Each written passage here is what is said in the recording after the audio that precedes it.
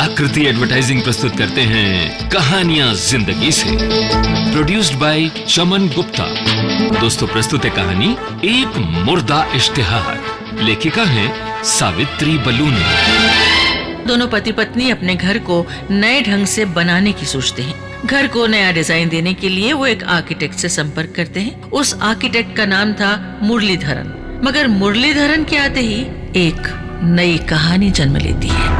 Muraleedharan doctor दंपति को नए डिजाइन के घर दिखाता है, फिर एक डिजाइन को फाइनल करके उस पर काम शुरू कर देता है। मुरलीधरन का काम और उसकी लगन को देखकर डॉक्टर ओमाना उसकी तरफ आकर्षित होने लगती है। फिर दोनों में पहले दोस्ती और उसके बाद प्यार हो जाता है। अब दोनों के बीच नजदीकियां बढ़ती जाती हैं। कुछ दिन तक तो दोनों के बीच की बात दोनों तक ही रहती है, लेकिन ऐसे रिश्तों की एक अजीब खुशबू होती है जो दूसरों को इसकी महक दे ही देती है। एक रोज इनके रिश्तों का सच डॉक्टर राधाकृष्णन को पता चल जाता है। डॉक्टर राधाकृष्णन पहले तो अपनी पत्नी को समझाने की कोशिश करते हैं, फिर जब वो नहीं मानती तो बात तलाक तक पहुंच जाती है। आखिरकार दोनों में तलाक हो जाती है। तलाक के बाद दोनों बच्चे डॉक्टर राधाकृष्णन के पास ही रहते हैं।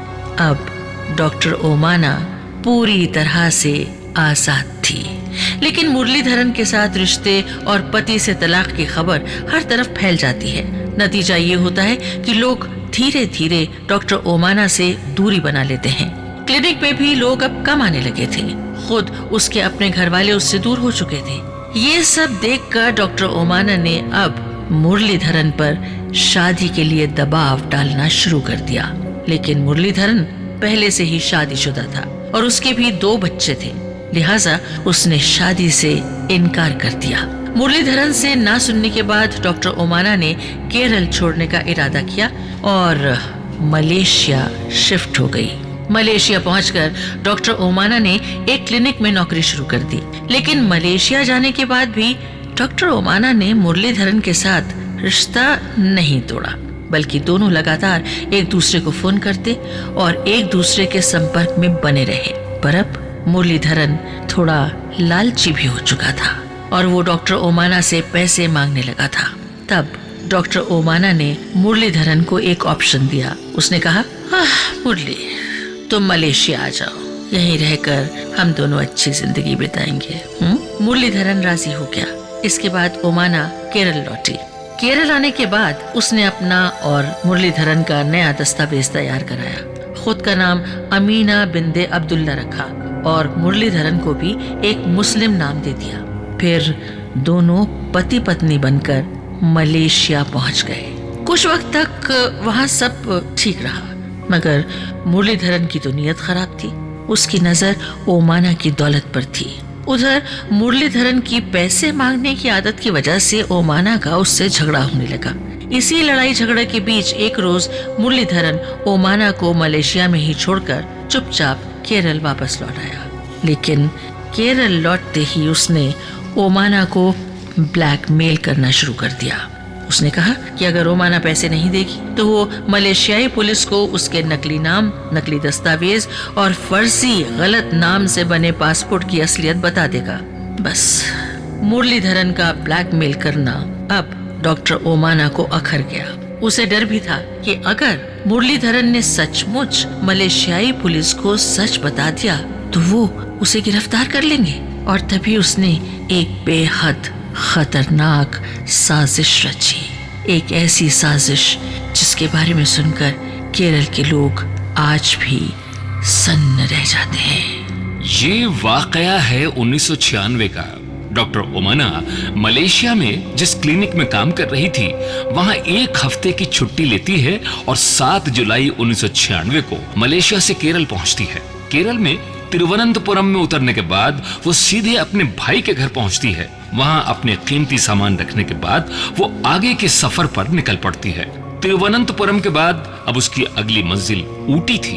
ऊटी रेलवे के रिटायरिंग रूम में वो एक कमरा बुक करती है। कमरा वो हेमा के नाम से बुक करती है और पता दिल्ली का लिखती है। उसी दिन वो बाजार जाती है और वहां से 2 बड़े सूटकेस खरीदती है। रेलवे रिटायरिंग रूम के अलावा वो ऊटी के एक रिजॉर्ट में भी कमरा बुक करवाती है। ये बुकिंग 3 दिनों के लिए थी। रिजॉर्ट में रूम बुक करवाने के बाद वो अपना सामान उसमें रख देती है और फिर वहां से टैक्सी लेकर मार्केट पहुंचती है। मार्केट से ही एक टेलीफोन बूथ से वो मुरलीधरन को फोन करती है। मुरलीधरन को बताती है कि वो कैलीकट में है और उससे मिलकर वो उसे पैसे देना चाहती है। साथ ही उससे ये भी कहती है कि जाने से पहले वो एक दिन उसके साथ अच्छा समय बिताना चाहती है। मुरलीधरन खुशी खुशी मिलने को राजी हो जाता है। मुरलीधरन के कैलीकट पहुंचते ही वो उसे लेकर सीधे उसी रिजॉर्ट में पहुंचती है जहां उसने अपना कमरा बुक करवा रखा था। दोनों उसी रिजॉर्ट में रात बिताते हैं। फिर अगले रोज सुबह होते ही वो बाजार से खरीदे गए 2 बड़े ट्रॉली बैग लेकर रेलवे के रिटायरिंग रूम में रख देते हैं। उसके बाद वहां से दोनों एक रेस्टोरेंट में जाते हैं। डॉक्टर ओमाना मुरलीधरन को जमकर शराब पिलाती है। इसके बाद दोनों रिटायरिंग रूम में लौट आते हैं। तब डॉक्टर ओमाना मुरलीधरन से कहती है कि वो मलेशिया से एक ऐसी गोली लेकर आई है जो सेक्स पावर को बढ़ाती है। मुरलीधरन खुश हो जाता है। वो उसे बताती है कि दवा इंजेक्शन के जरिए लेने से ज्यादा असर करती है। इसी के बाद डॉक्टर ओमाना मुरलीधरन को इंजेक्शन लगाती है। इंजेक्शन लगाते ही कुछ ही देर में मुरलीधरन की सांसें थम जाती हैं। वो मर चुका होता है। असल में इंजेक्शन में जहर था। कत्ल के बाद डॉक्टर ओमाना लाश को खींचकर बाथरूम में ले जाती है। इसके बाद उसने बड़ी तसल्ली से 3 घंटों तक मुरलीधरन की लाश के टुकड़े किए। कुछ छोटे टुकड़ों को वो फ्लश कर देती है, बाकी छोटे छोटे टुकड़ों को अपने साथ लाए पॉलिथीन के बैग में भरा। इसके बाद लाश के टुकड़ों वाली पॉलिथीन को अपने साथ लाई ट्रॉली बैग में रखा। फिर पूरी रात वहीं आराम से सोकर बिताई। अगली सुबह वो रेलवे रिटायरिंग रूम खाली करती है और टैक्सी में अपना सामान लेकर वहां से निकल जाती है। लेकिन मैनेजर को रूम की चाबी नहीं देती, बल्कि ये कहती है कि 1 घंटे में वो लौट कर आएगी, तब चेकआउट करेगी। अब डॉक्टर ओमाना टैक्सी से उसी रिजॉर्ट में वापस जाती है जहां उसने पहले से ही एक रूम बुक करवा रखा था। रिजॉर्ट के कमरे में जाकर वो बैग खोलती है और लाश के छोटे छोटे टुकड़ों को फ्लश कर देती है और तभी कमोड जाम होने लगता है। लिहाजा कुछ टुकड़ों को फ्लश करने के बाद वो बाकी टुकड़ों को वापस बैग में रखती है और फिर टैक्सी से कोयम्बटूर की तरफ निकल जाती है।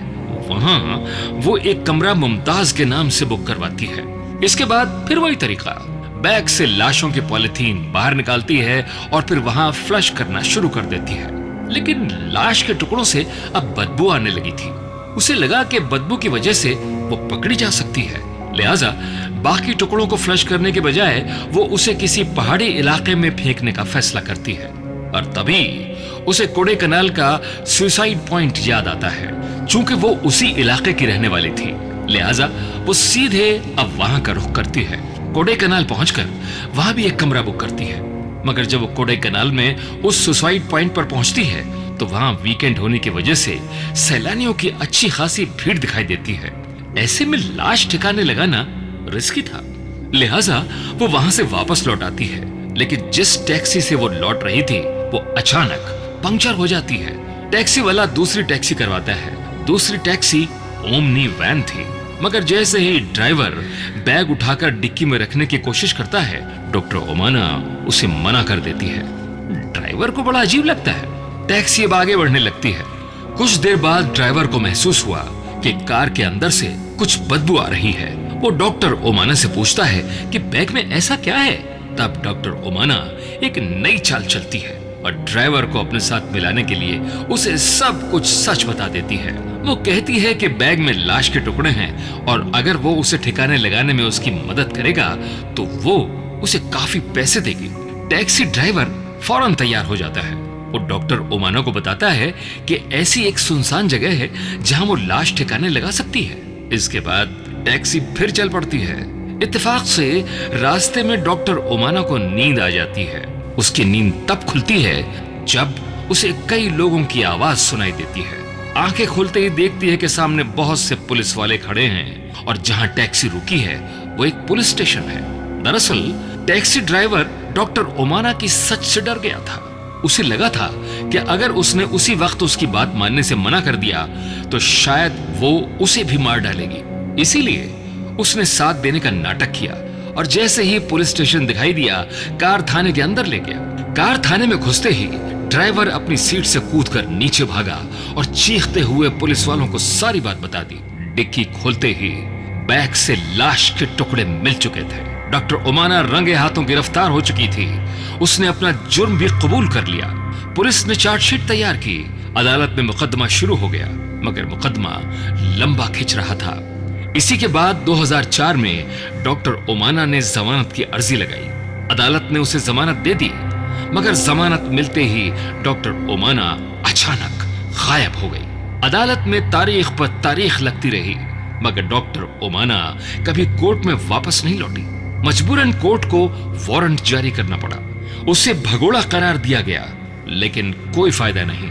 इस बीच पुलिस को खबर मिली कि डॉक्टर ओमाना फिर फर्जी दस्तावेज, फर्जी नाम और फर्जी पासपोर्ट पर मलेशिया भाग गई। तब केरल पुलिस ने सीबीआई की मदद से इंटरपोल को इसकी जानकारी दी, लेकिन साल दर साल बीतते गए पर उसका कोई सुराग नहीं मिला। बीच बीच में केरल पुलिस को मुखबिरों से खबर जरूर मिलती रही कि कभी वो केरल में ही देखी गई, कभी महाराष्ट्र में, कभी मुंबई में, तो कभी दिल्ली में, लेकिन वो कभी हाथ नहीं आई। अगर डॉक्टर ओमाना अभी भी जिंदा है तो उसकी उम्र करीब 55 साल की होगी। मगर क्या वो सचमुच जिंदा है?